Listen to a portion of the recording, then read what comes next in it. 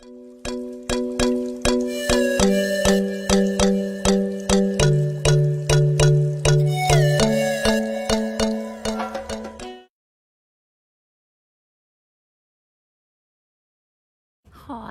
my name is Vicki and I'm the travelling tarot teacher, and welcome to my little magazine shows that I'm putting together. This will be a regular Thursday thing, and it will always be pre-recorded, so just be aware of that. It's not live. I'm going to be on Sundays on Spiritual Events Directory doing live readings, so you can catch me there. Jump the queue, of course. I love doing readings live for you. But this is like a little magazine style program hour based on my newsletter. So my musings, my just talking points, an interview or two, and of course the weekly forecast. I was doing this every Sunday. I started to do it on a Sunday, but now it's going to be every Thursday. So you can catch me here 6 o'clock Australian Eastern Standard Time every Thursday, Spiritual Events Directory. And as I said, it's not going to be live, it will be pre-recorded. But you can catch me on Sunday, 8:30 Australian Eastern Standard Time. But in the meantime, enjoy.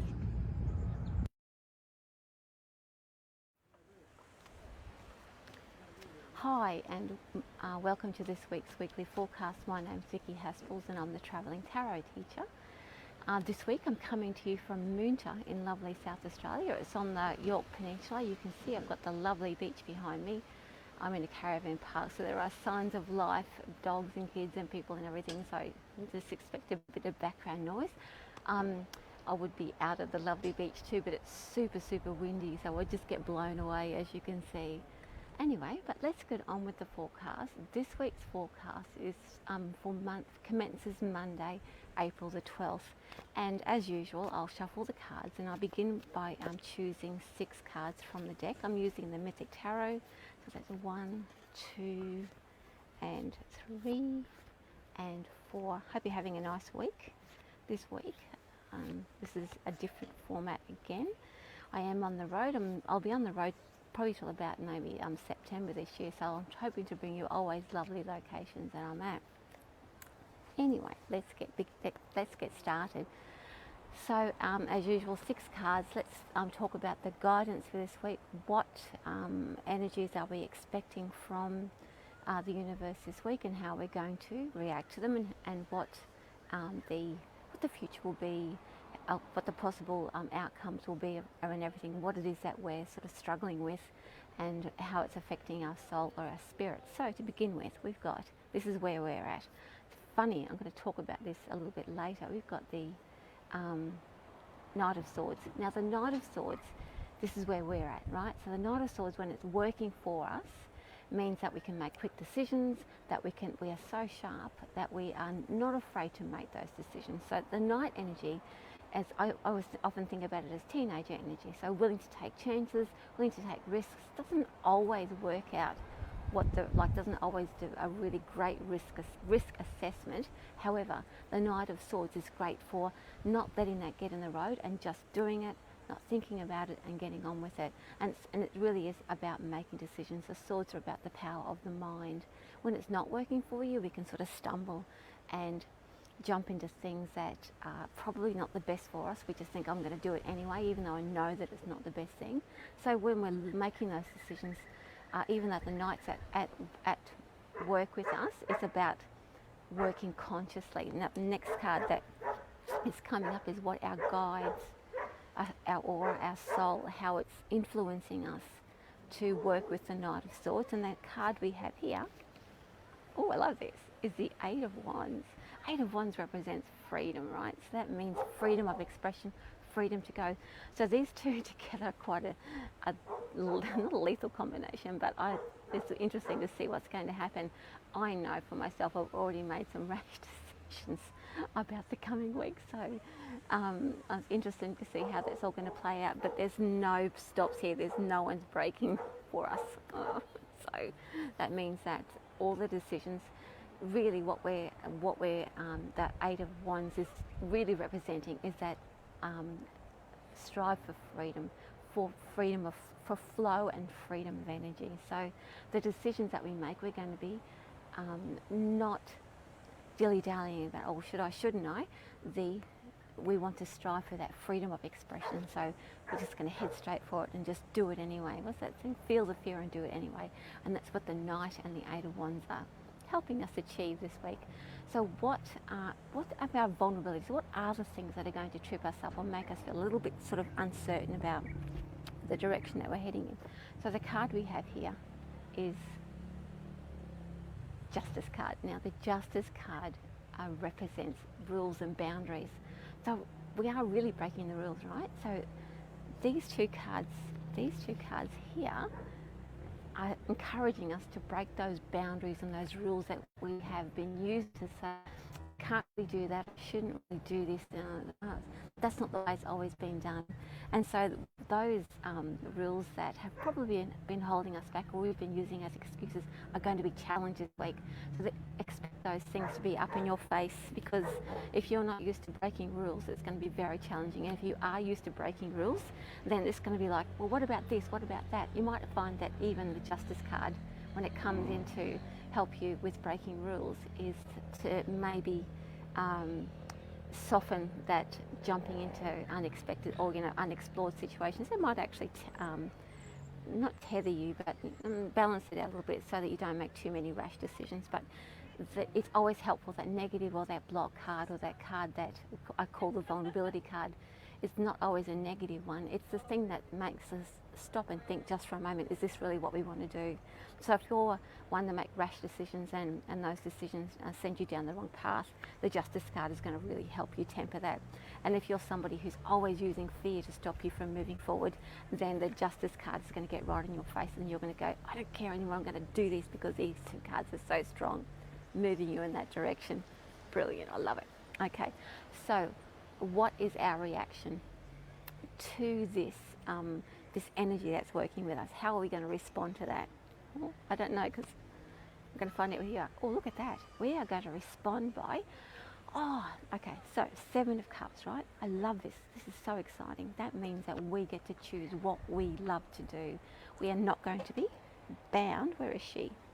We're not going to be bound by those old rules, like this is how this thing should be done, this is what I should be doing. We are going to go after what we love.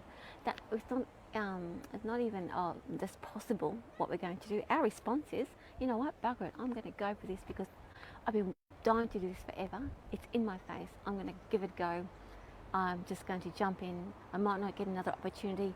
Let's do it. So this is a brilliant response to that situation. So expect to be tempted by all the fun things that you probably never have been telling yourself that you can't do or shouldn't do. Expect to be tempted by those things. So again, these cards are fantastic. I'm excited about it because that means we get to do some risk taking this week. And I'm an all or nothing person. I'm not using all the fear to stop me or just thinking, oh, too bad, I'm going to jump right in. So I get myself into some trouble every once in a while. Anyway, what is our possible future? Where are we headed with this energy? What's coming up? Look at this card here. Oh my goodness. So real struggle, kids, real struggle. All right, let's have a look at, let's unpack the Eight of Swords. The Eight of Swords, can you see? It is a real struggle. Look at that.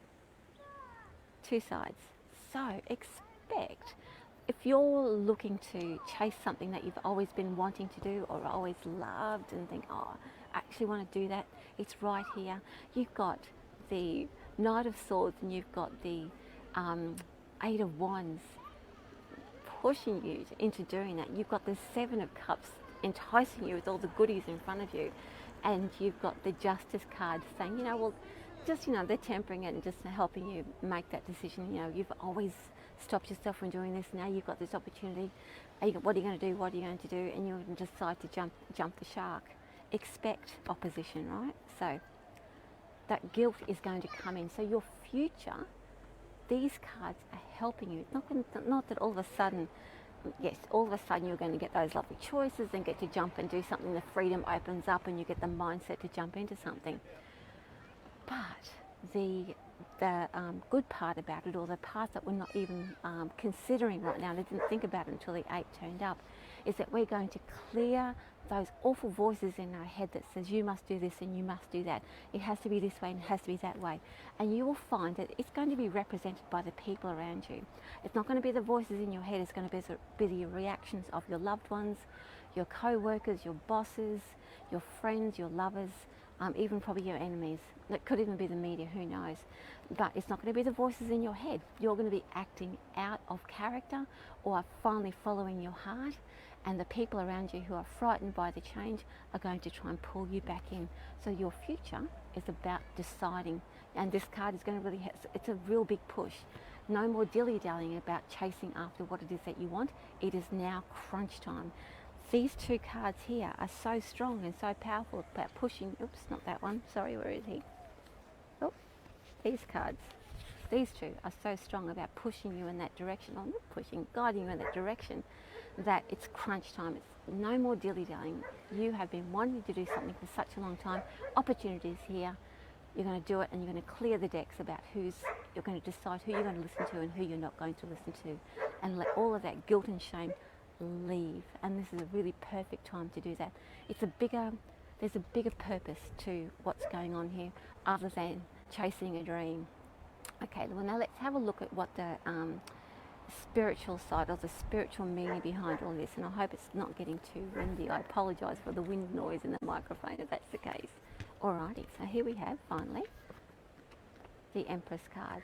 The Empress card represents nurturing and the mother figure, of course, and all that sort of thing. But when we're looking at what it means spiritually, that means that we are taking charge of our life. The Empress card is the ultimate matriarch. She makes the rules. Everyone everyone around her, if you don't follow those rules, your life is going to be hell, basically. So that's what she represents sometimes. And I think in this instance, that's going to be the case. Unless those parts of you that you are going to be following your dream, when those opportunities arrive, don't worry if it doesn't turn up this week. Obviously, the energy is making itself ready for that to happen. When that doesn't get followed through, you are going to find that the Empress part of your energy, the Empress part of your soul, is going to come in and roar and say, not roar at you, roar at everything and just say, back off. This is my girl. This is my guy. I'm in charge of her. I'm looking after her. She wants this. I'm going to pave the way. And so the Empress part of our soul is going to make that happen for us. Mothers are a fabulous way of not standing up for us, showing us love, showing us nurturing, and showing us the way. And when our mothers embrace us, we feel that we can conquer the world. Anyway, I hope you get a lot from that. I'm actually super excited about that. As I said, I've already made some rash or challenging decisions for the coming weeks. So I'm going to see how that plays out. But I can see by these cards here that I'm going to be overcoming a lot of those hurdles that have stood in my way as well. I do. So, that all being said, that's the weekly forecast for week commencing April 12th, 2021. Stay tuned if you're watching this. Okay, so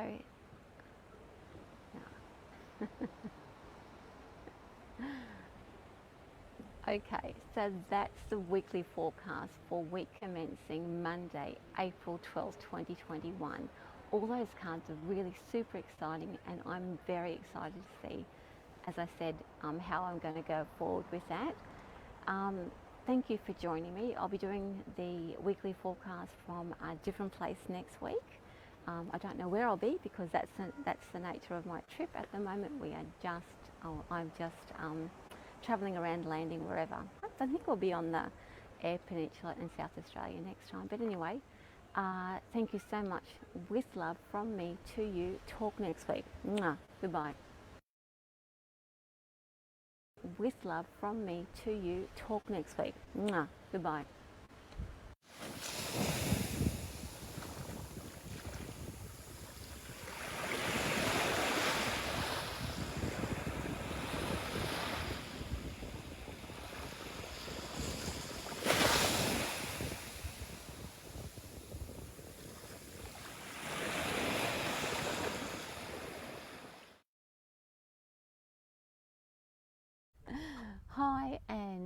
welcome. My name's Vicki Haspels and I'm the Travelling Tarot Teacher, coming to you from beautiful South Australia, Port Lincoln.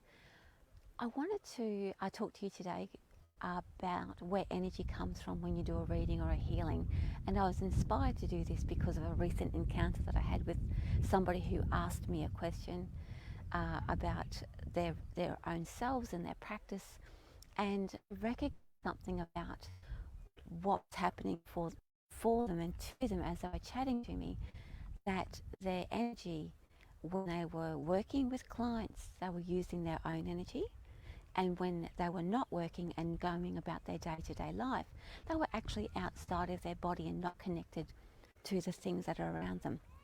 Generally, that type of behaviour happens when we are either in a trauma space or are experiencing a crisis of control, that we think we must control the narrative of everything that goes on around us. And so especially when we're working with clients, their emotions and their the things that we connect with them can actually trigger our own trauma. So being in that healed space for yourself can actually offset those triggers and offset the trauma that you can experience from your own things that have happened in your life. This can happen, right? Because we're human, we've lived a life. We can't deny that these things have happened to us, but practicing self-awareness and working on those parts of ourselves when we have experienced trauma, recognizing the triggers and the signs when we are being affected, and being able to detach from that while we are working with people or with somebody is a really helpful tool. I wanted to also, I suppose, discuss the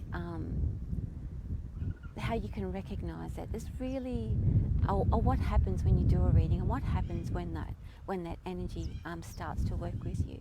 So you can do readings in two different ways. You can, and healings as well.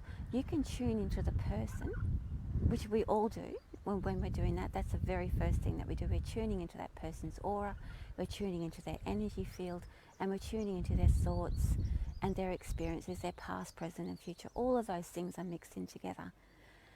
When you are comfortable with working with the power of spirit, you then take it to the next level, where you allow that spirit energy, the attunement energy, to flow through you. And that takes you to that next level, that person's highest good, their soul level, and you can actually access higher information and much more helpful information. If you stay in the psychic or the what do I call it, the auric field, I can't remember the name of it now, it'll come to me later, but when you stay in that field where the person's experiences are just working, you can actually get trapped there. Your energy can get trapped there, and it's not a trap as in, oh, I can't get out of it. It's just that your own trauma comes to the fore, and your ability to create a clear message or create a clear healing can be affected as well.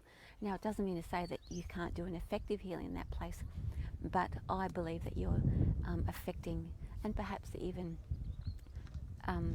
maybe damaging your physical, your mental and emotional self. And it's not damage that's permanent, it is something that can be, of course, healed and moved on. And I've experienced that in my own life too. And I'll talk about that in a minute. But when you're sort of in that space, you are using your own physical reserves and you get exhausted. Of course you get exhausted. And that's what a lot of people experience, and what they talk about and what they think happens when you're doing a reading. When you work with spirit energy and work with attunement energy, you are inviting the power of spirit to work through you, and when it does that, it amplifies the healing energy, and that's the actual energy that works with your client, or the energy that comes through when you're doing a reading. So as you're inviting that attunement or spirit energy into the mix, it creates a healing space within the practitioner, and it creates a healing space within the room and around the client as well. So, and as other readers can attest, or healers can attest, you give a reading, you give a healing, you get a reading, you get a healing.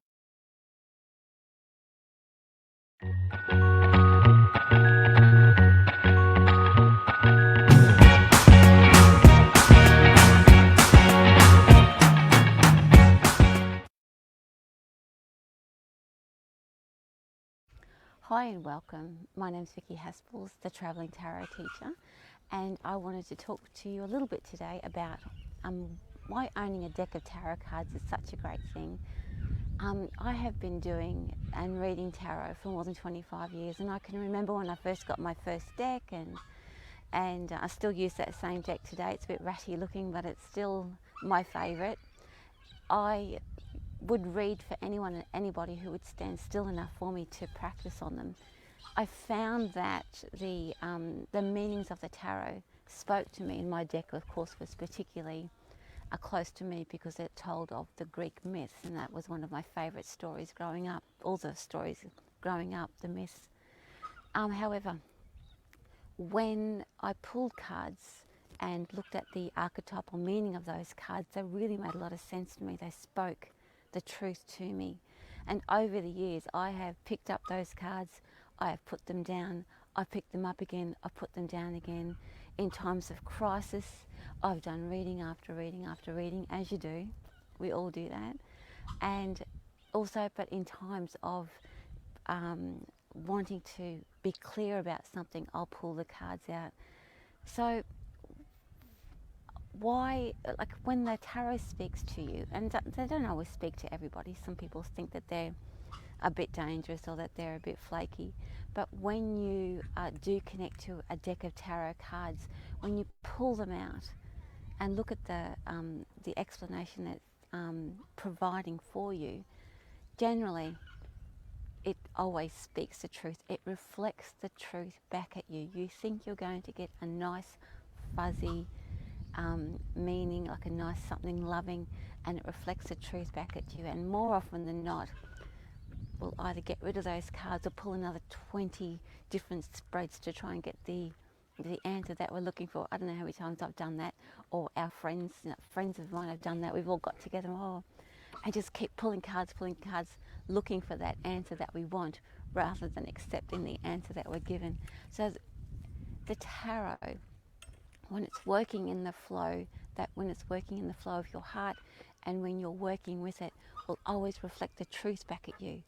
The words and the meaning of the tarot articulates the feelings that we can feel but don't quite have the words for, and they put it together in a nice little package that gives us a story that our brain and our mind, our brain, our heart and our body can be comfortable with. It gives context to things that are happening in our lives, and with that context comes a little bit of peace and contentment, because we can say, oh, I'm heard. In the middle of the night, or at the end of the day, or in the middle of a trauma, you can pull those cards out and think, you know what, this is actually something that I'm not making up.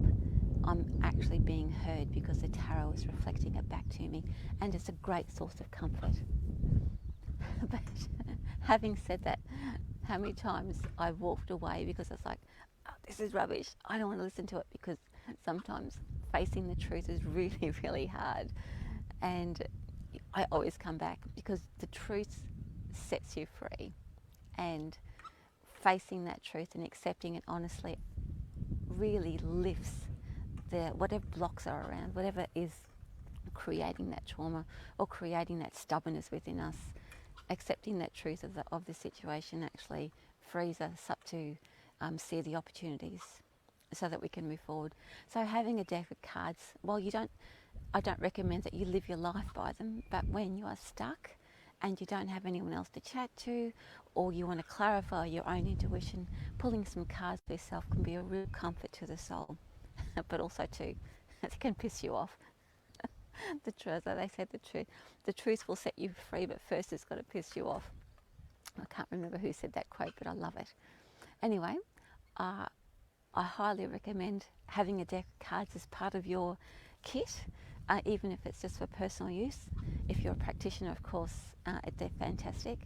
And I would like to recommend that you come along if you want to.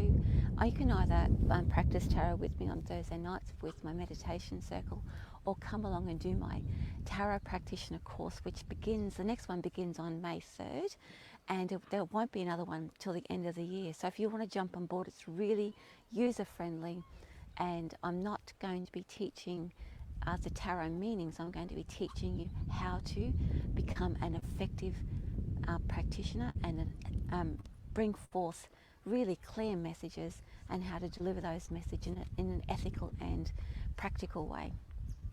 Anyway, thank you. I hope you enjoy the rest of this little show that I put on for you today. And come and see me, come visit my website, or sign up for my newsletter. Come and see me on Sunday night for mini readings at 8:30 Australian Eastern Standard Time on the Spiritual Events Directory page. But otherwise, with love from me, thank you.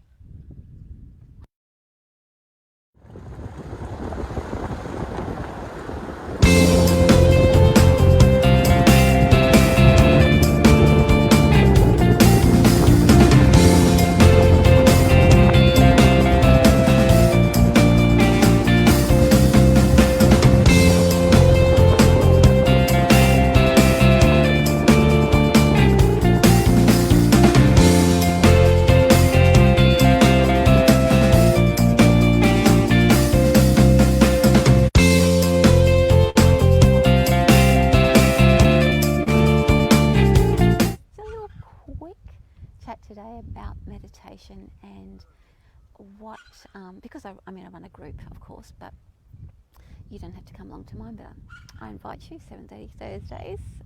It's a virtual circle that's on Zoom. I wanted to chat to you about the benefits of meditation and what it can do for you and why I recommend it. It was probably the first thing that opened up my appreciation of the power of spirit and how it didn't have to scare me. Within meditation, I had more control, and within that meditation space, I was able to experience the power of spirit without feeling like I was losing myself or that I was surrendering to something that was really weird. And especially having somebody running the circle, because you can have faith that they're actually looking after you while you surrender and allow your consciousness to go beyond its limits. Meditation is best practiced on a regular basis, and my recommendation is 10 meditations at least in a row. And I say 10 meditations only from experience, that you practice it regularly and you'll notice real change in your life. You'll notice that you react differently to things, in little things that happen in life. You react differently to any stresses or any sudden occurrences that you have to take care of, and you begin to notice and reflect on your own behaviour quite regularly. And you learn how to take a breath, and you learn how to slow everything down and make conscious decisions. I don't know, I can't explain to you why. I just have observed in myself and in my clients and with my practitioners and people who've come along to meditation. 10 meditations generally does the trick. And also 10 meditations, just anything on a regular basis like that, whether it's healings, meditation, or any sort of practice that you like to do, breathing exercises on a regular basis, puts you in that space. And that is connecting to yourself and connecting your power to the power of spirit. That's the beauty of meditation. It's very simple. It is very powerful. That's why a lot of people run away from it, because they experience that power and sometimes they're not ready for it in themselves. Also too, it requires a surrender of control, but surrendering that control that you think you have brings more control to the mix for yourself. And again, I can't explain how that happens. I just know that it does, because it works every day in my life. Anyway, thanks for joining me. Hope you enjoy, and with love from me to you, I'll see you either in meditation circle or down the track. Goodbye.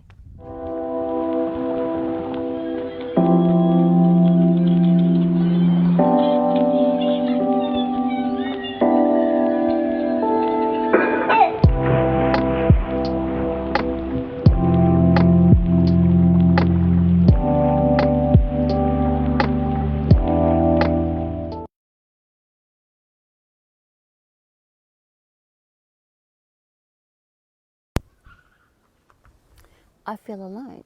The end of any course can feel like you have been cast adrift. This is necessary until you find your confidence, and like the hermit, you must wander alone until the knowledge settles. being comfortable in your aloneness is a necessary skill. More often than not, when we've had a really big spiritual or psychic shift, it does feel very lonely. And more often than not, walking that path alone is a necessary part of the process, because while you are becoming adjusted or accustomed to your new state of being, you need to have that sort of space between you and your friends so that you get used to it. It could be your friends, it could be your clients, and sometimes it does feel alone and it does feel lonely.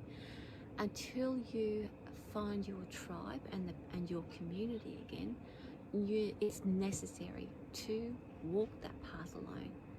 As I said, because as you know yourself better, then you'll recognize your people. So walking alone is not always a bad thing. It's a great time of personal reflection and self-awareness.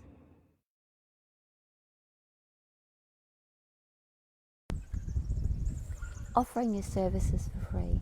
This can lead to burnout, and I have so many reasons why this is not best practice, but I'm not going to list them all here. Only offer your service for free a really great way when you're doing it for fun. Get practice, get experience, but offering your services for free because you feel like you're not qualified enough yet is really a road to ruin. Because what will happen is that you will attract people who are just going to use you up. Recognize the signs when that happens, if you're feeling a bit resentful about the free readings that you're giving. But I would recommend that if you're going to do free readings, do them for fun and to just demonstrate your reading style. Doing readings for free because you think that you're not good enough yet to actually charge is detrimental to your mental and physical well-being. I can't put it any clearer than that I think it's very important to charge for readings, simply because it's not so much that money is this or energy is that, all that sort of thing. When somebody pays for their reading, that means the contract between you and them ends, and that means that you no longer have, there's no power imbalance. That means that they have got their reading, you've received your money, nobody has got more power or power over the other person, and it's a really nice way of cutting the cords between you and your client.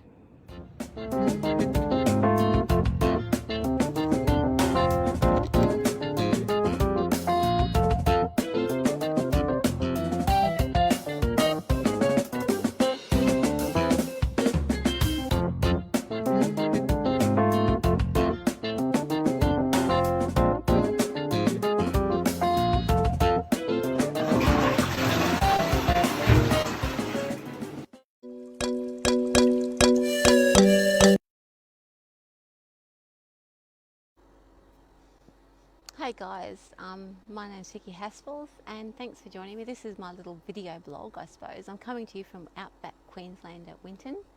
Lots of flies at the moment, so just bear with me while I squish them away. I just thought I'd like to talk about just a little bit about how it feels like when we feel change is coming but we can't quite put our finger on it. Some people handle it better than others, and we often think that we've done something wrong, or that we're not getting the messages, that we're not connected to our soul. And that's oftentimes like the death card will turn up on those times, or the sometimes even the tower card will turn up in those times as well. Or even the moon will turn up, and they're major arcana cards, right? So that means that life is actually having to slow down, and we're required to be introspective. We can't be in a space of business in our heads. And if we can be and work with that introspection rather than fighting ourselves and fighting our minds and causing a lot of fatigue and tiredness and thinking that we're getting nowhere, we can be mindful and be in that space and just enjoy our time while we're having that sort of lull, if you like. And that just means that when you can, you enjoy yourself, you take care of yourself, you do the things that you do normally every day, because life will start to pick up again. And it doesn't mean that everything is that you're disconnected or that it's slowed down. It just requires that you sit quietly with yourself and understand something about yourself. It might be a belief that you're letting go of, or a new value that you're bringing into your life, that's a new way of being in your life, and that your mind, body and soul requires a bit of quiet time and a bit of downtime. So it can't have excitement or lots of messages or this, that and the other thing coming in.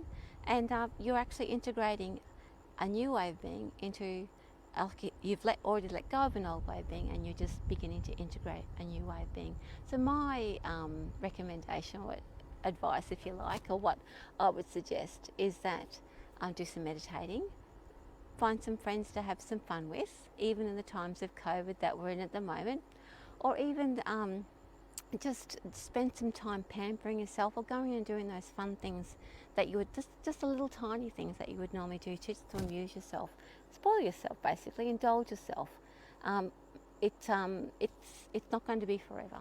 So, and when you're sparking joy in your heart, then the next passion or the next phase of your life you'll be able to recognize it quickly, because you are in a space of high vibration, because you are in joy and you are in happiness, and you're not worrying too much about the things that you can't control.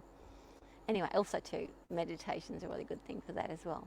And you can subscribe to my YouTube channel and follow those meditations. Anyway, thank you for joining me. With love from me to you. Goodbye.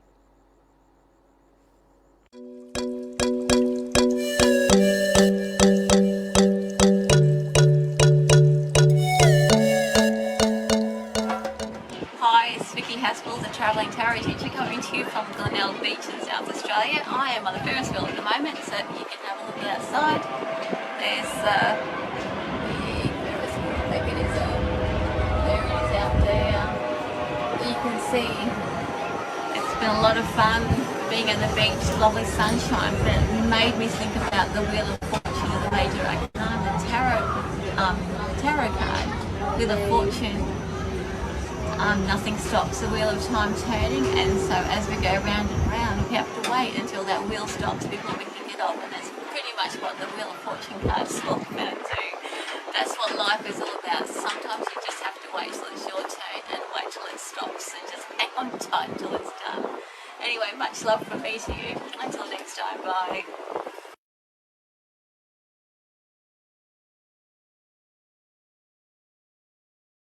So today I'm interviewing or welcoming my friend Tam on board as my first interviewee for this new format of my magazine. Tam, welcome. And would you like to introduce yourself and let us know about you? Sure. So I go by Tam. My full name is Tamara. I live in Portugal with my husband. I'm originally from Australia, as you can probably tell by my accent.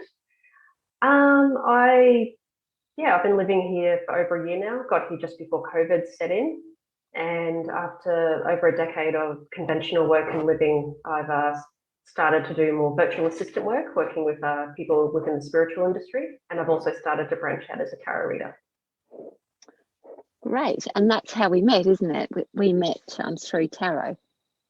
That's right. I took your self-development course that you ran last year, and that's how it all started. Would you like to tell me how you got into the tarot, how you got into tarot? What was it that interested you? Well, it kind of first started back when I was a teenager, as I think it does for most people. I think I did have a deck at the time. I can't remember what it was, but I found it was quite, it wasn't the right time for me. I didn't connect with it then. And I think at that time I was branching more into being a lot more skeptical about things in the world. So, that became superstitious. I don't want any part of it. Probably back in late 2017, early 2018, something started to really shift for me. I started to overcome my skepticism. I started to see different readers to just get insight on what was going on with me and my life. And you were actually one of them. And we talked about this before. You don't remember reading for me in person, but I remember because I felt your energy in my aura, and that was the time where I went, oh, this is real. Can't deny it anymore. So I guess up until that point, I hadn't really fully dabbled or really disclosed that I was dabbling in it, but I started to buy decks and things like that, and taking a look at the cards and realizing, the artistry is beautiful, but there's also great symbols and meanings behind each one. And then it was last year, I guess, COVID really shutting things down, especially here in Portugal. I guess after having my reading with you, I'd subscribed to your newsletter and stayed in touch that way. And I saw your ad for the tarot self-development course. And I found that really interesting because I thought, self-development, because usually it's used for fortune telling, for divination, things like that. How do you use it for yourself? And I think that was where it all really started, by having the course with you. And it's funny though, because I was in I think it was your evening class, and the morning class that you ran had more students. And in the evening, it was just me. So I think I benefited from having that one-to-one time with you, and I think that really, really accelerated things for me. Yeah, the other thing that I want to ask is, when you started to accept for yourself that this is what you wanted to do and how you wanted to move forward, how did that change you? Like, how did that change your outlook, or did it change your outlook, or did you feel free, or did you feel a sense of obligation? What sort of changes went around that with your psyche and within your soul? I'm still going through it, to be honest. It's probably going to be a journey I'll be on for the rest of my life, because up until the last few years, I'd set myself a very fixed way of thinking about the world and acting in the world. And so I guess now, being in my mid-30s, a lot of, I think what will be happening now is unpacking all of that, and I guess being open and comfortable with using different tools such as the tarot to assist me with that. Whereas before I thought, no, you don't do that. You just, you go to therapy, not dismissing therapy. So in circumstances, it's incredibly important. And there's been times where therapy has greatly assisted me. But this is more about the day-to-day practice stuff. And I think for me, the tarot connects me to a sense of greater wonder. And I guess depending on which deck you get, it also connects you to creativity and to artistry. So when you have a deck by an artist that has created something beautiful. And so looking at those images makes your mind pop up into what you can create as well. So for me, it's very much a tool of self-reflection, and also tapping into my inner voice and trying to calm down all the noise that's out there.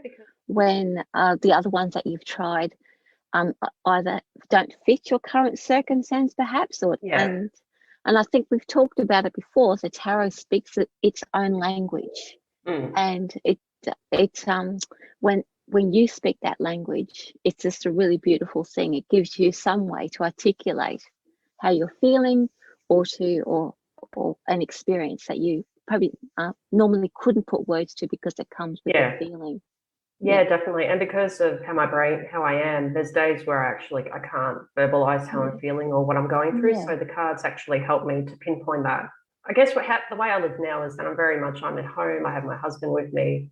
I guess really manage my social sensory interactions a lot better now, because in the past that did cause a lot of overwhelm and other things related to that. So I guess, it's funny. Having the cards actually helps me to moderate that. And again, just to clarify, that's what personally works for me. That's for me, those are the tools that work. And that's come through trial and error, basically. So I want to ask you now, well, let's move on to your VA work, or your virtual assistant work. You actually started working with me, or for me, with that. And I wanted to talk about, how do you add your services and your skills to people who work in the spiritual world? What's your point of difference when in that type of world? I think for me, it's actually having a point of accessibility. So it's interesting, because I've heard one trainer describe virtual assistant work as an industry, which is true, because you can be a virtual assistant for anyone, anywhere in the world, doing anything from, say, answering phone calls to doing research projects to marketing. Like, it can be anything. The key factors are that it's virtual and you're supporting someone with their business or their project. And so I think, thinking back to it, so because when we started working together, I realized that, so just to clarify, so my conventional, I call it conventional, so that work experience I have. So I have an honours degree in social science. I do have a social research background. It then translated into grants fundraising for quite a few years, and then administration work, project coordination, other things like that. So I guess that time I've developed a lot of coordination and research and analytical skills. And then I guess through dabbling in work that's more in the marketing communication sphere, I've started to develop those skills as well. And so, coming to work with you, I realized that where I can be a point of difference for, I guess, someone who's a spiritual entrepreneur or someone who's a practitioner that I guess might be in the small to medium size business bracket. It's very much about being available and also, to put it bluntly, to be affordable as well. Yeah. So to make it, because I guess because income can come and go depending on clients, it can also, assistance might also be needed if, say, for example, you're setting up your own course or if you're running your own event, so you do need an extra pair of hands.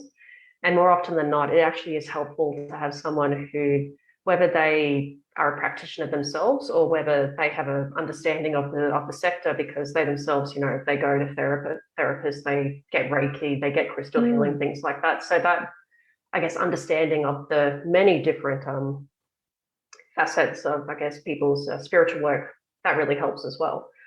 So I guess to sum up, for me, it's very much about understanding the industry, being a student within the industry as well, and doing my own tarot work, and also just to be as accessible and affordable as possible for those who might not be able to access, who feel that they wouldn't be able to take on a virtual assistant full time for whatever reason. Yeah.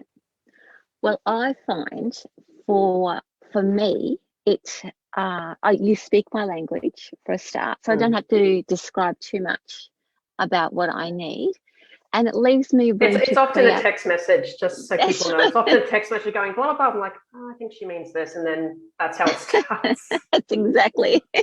Yeah. My background is admin as well, but ever since I've started doing this full time, I no longer think in a straight line. My thinking is in circles, and even I frustrate myself half the time.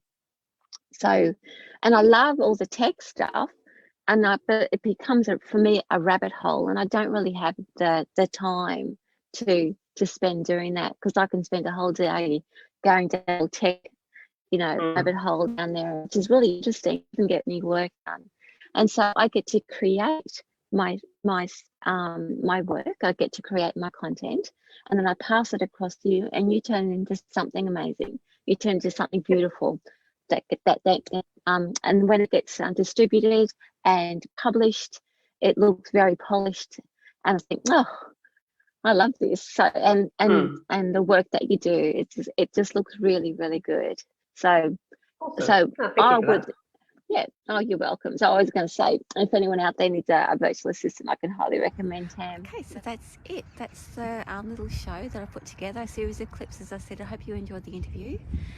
Just remember that if you want to see the full version of some of those videos, you can see them on my YouTube channel. I might pop one up on my blog, I think the one about readings and where energy goes. You can check it out there. This will be a regular thing every Thursday, pre-recorded, and just for your enjoyment. It's based on my newsletter, and otherwise I will see you Sunday Australian Eastern Standard Time, 8:30 on Spiritual Events Directory for live readings. Join me then. Goodbye. With love.